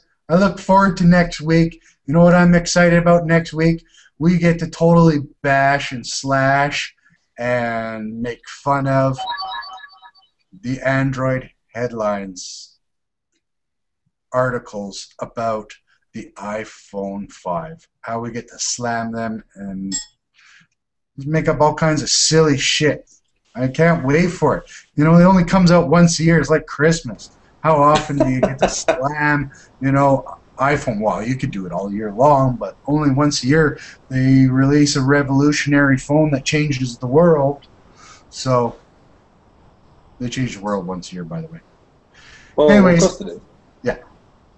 Thanks a lot, Droid Mike. You have any more breaking news while we're on?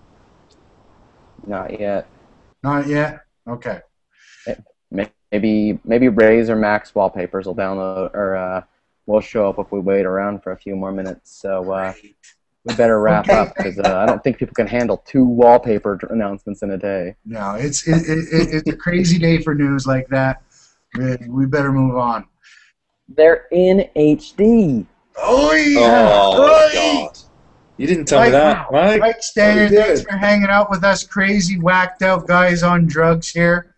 Well, just me on drugs. I don't know about the other guys. One of them may be alcohol. I Wallpaper. personally prefer meth.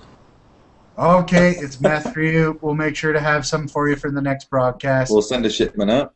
And Tom, our official UK drunk from London, he's thanks for having us on. Thanks for remembering all the rankings accordingly.